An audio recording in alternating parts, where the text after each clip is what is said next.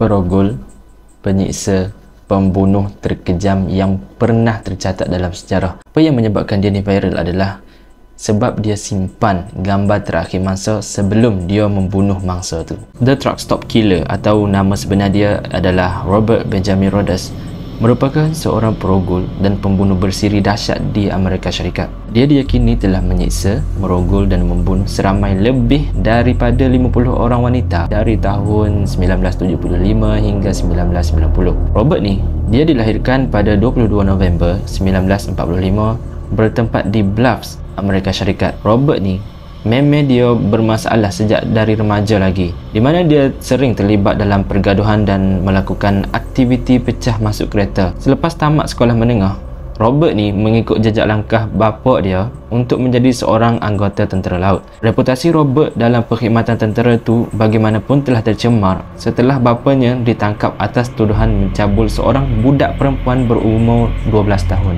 Ayah Robert kemudian telah membunuh diri sewaktu menunggu perbicaraan kes cabul tersebut. Pada tahun 1978, Robert dipecat daripada perkhidmatan tentera laut, geng. Pemecatan itu dibuat kerana Robert didapati telah terlibat dalam satu kes rompakan. Robert seterusnya memohon untuk bekerja sebagai anggota polis. Walau bagaimanapun, permohonan tersebut ditolak, geng. Sebabnya dia ni ada rekod buruk, iaitu dia ni sering terlibat dalam kes rompakan. Tambah-tambah lagi, dia pernah buat perangai ketika dia menjadi anggota tentera laut. Setelah gagal dari permohonan untuk jadi polis, dia try untuk kembali menyambung pengajian di sebuah kolej yang berdekatan dengan rumah dia. Tapi dia berhenti di tengah jalan. Episod malang tu berterusan, geng, dengan ketiga-tiga perkahwinannya tidak berkekalan lama. Kegagalan semua tu adalah berpunca dari Robert tu sendiri. Dia dikatakan berpunca dia ni suka melakukan penderaan secara emosi dan fizikal terhadap isterinya. Apa yang pasti, Robert ni adalah seorang penggemar seks BDSM. Robert ni mula melakukan pembunuhan pertamanya pada sekitar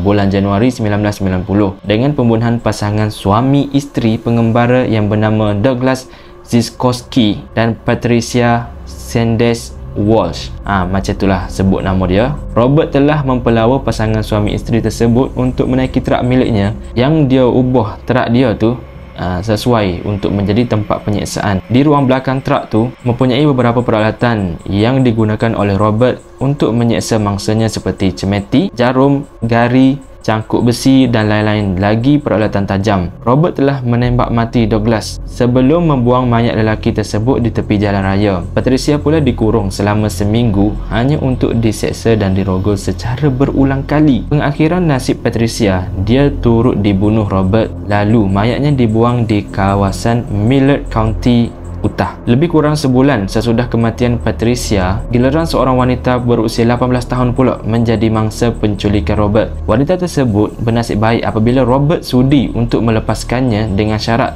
penculikan itu tidak dilaporkan kepada pihak polis. Apabila wanita tersebut dilepaskan, dia telah mengotakkan janji yang dibuatnya kepada Robert untuk mendiamkan diri. Beberapa hari berikutnya, Robert telah menculik sepasang kekasih berusia 14 tahun, geng, iaitu Ricky Lee John dan Regina K. Walters yang baru saja melarikan diri dari rumah masing-masing untuk hidup bersama. Sama seperti Douglas, Ricky telah mati akibat ditembak Robert. Regina, dia bukan saja dirogol, bahkan diguting rambutnya sehingga pendek. Selain kemaluannya dirodok dengan mata kail besar. Sebelum dibunuh dengan cara jerutan menggunakan wayar tembaga, Regina telah disuruh Robert untuk memakai kasut bertumit serta gaun berwarna hitam. Lihatlah sendiri foto Regina yang diambil Robert di sebuah bangsal. Dalam foto itu jelas sekali Regina dalam ketakutan kerana dia sedar bahawa kematian sedang menunggunya. Mayat Regina telah ditemui pada bulan September 1990. Manakala Ricky pula tidak pernah dapat dikesan sama sekali.